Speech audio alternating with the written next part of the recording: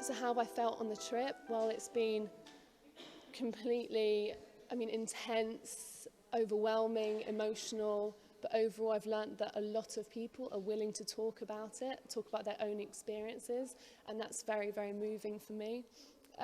Because at the end of the day, people's own personal private experiences are what makes us, those who can't or haven't been here before, makes us be able to relate, empathise, try and understand what it was like to live here and go through those things at that time. So what am I going to do when I come back?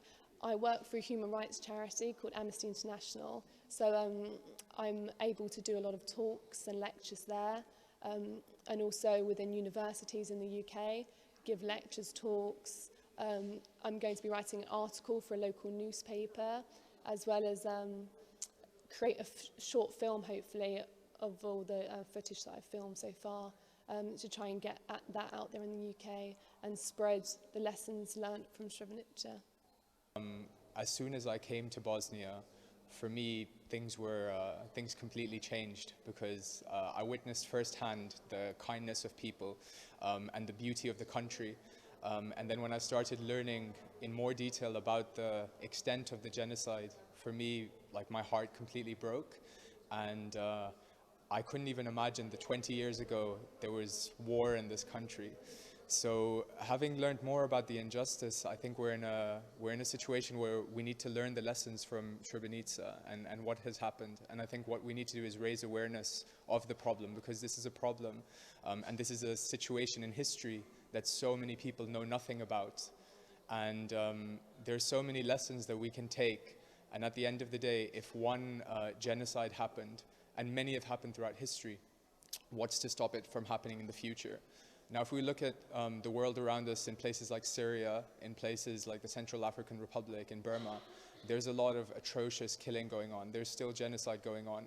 And from the great resilience of the Bosnian people, what we need to do is take these lessons and take them back to the UK. And that's what I hope to do.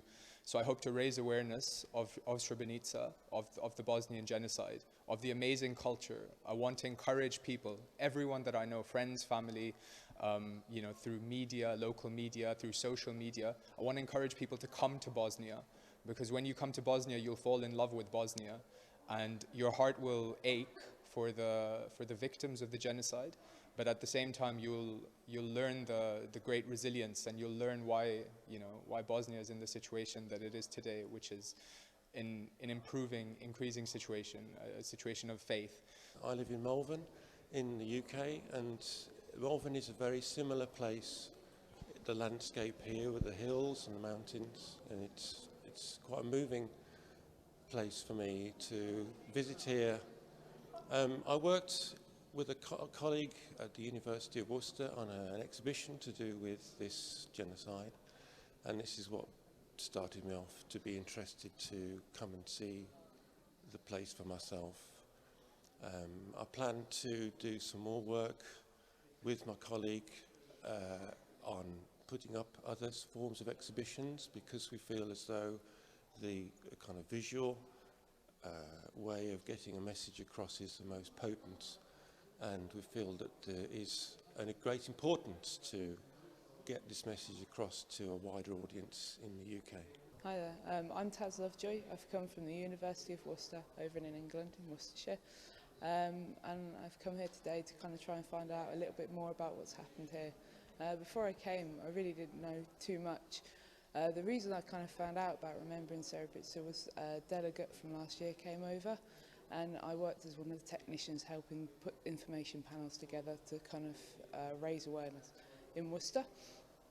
And I think today here it feels very much more real. I'd seen a lot of the images and I'd worked with a lot of the content, but here today just makes it much more heightens the awareness for me. And yeah, I think I'm going to try and do whatever I can when I go back to try and raise that awareness and carry that message through. Hi, my name's Alina Khan. I'm the head of a service called Diversity and Cohesion within Children's Services at Bradford Council, and I work with young people and provide support to schools around equality and community cohesion. I knew a little bit about the genocide that took place in Srebrenica and a little bit about the war in the 90s, not really from remembering from a childhood, but we did a little bit of research last year, and I run a peer education project called Stand Up, Speak Out, Make a Difference, where we use the past to really ask young people the question of whether we've truly learnt the lessons of the past. Part of what I will do when I return to the UK is develop an exhibition which actually tells the story of the genocide that took place in Srebrenica, and that exhibition will travel around different secondary schools across the district and to various other community group settings.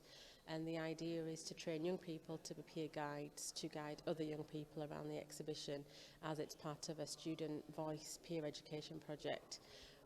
We train young people in this way because I truly believe that student voice is far more powerful than anything I have to say.